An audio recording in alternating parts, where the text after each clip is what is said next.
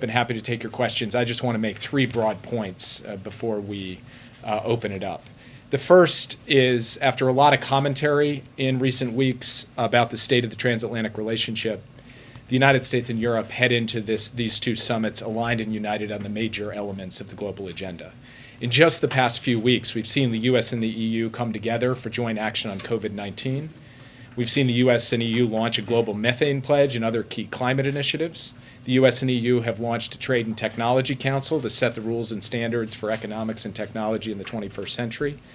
And President Biden and key European partners will sit down at these two summits to coordinate policies on Iran, on supply chains, on global infrastructure efforts, and so much else. I would point out that neither China nor Russia will be attending the summit in person at the leader level, largely, it seems, due to COVID-19.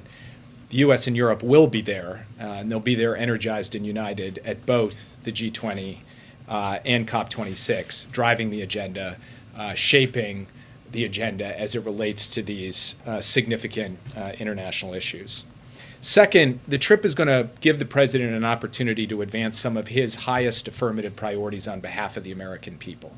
You are going to see firsthand in living color what foreign policy for the middle class is all about. For one thing, he will cement progress on the global minimum tax, a major achievement secured with American leadership, with presidential leadership, that will help stop a global corporate race to the bottom and provide the resources that can be invested in workers and communities here in the United States. He'll be laser focused on supply chains and energy prices because he knows that these issues impact working families here in America. And in advancing the Build Back Better World initiative, the B3W initiative, he will show how a high standards, climate-friendly alternative to the Belt Road Initiative can help American firms and American workers compete globally on every aspect of infrastructure, from physical to digital to health. Third, I would just point out that we see no contradiction between pursuing ambitious and aggressive action to meet this pivotal moment when it comes to the climate crisis, and supporting a sustained and swift economic recovery that delivers security and opportunity for the American people.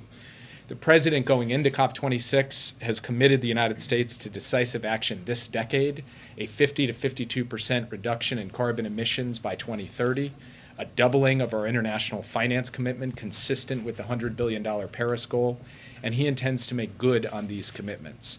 He also intends to address the short-term imbalance in supply and demand in the global energy picture so that the economic recovery here in the United States and elsewhere around the world is reinforced rather than undermined. We can do both. We intend to do both. That's the agenda and the mindset the president will take with him when we go to Europe later this week. And with that, I'd be happy to take your questions.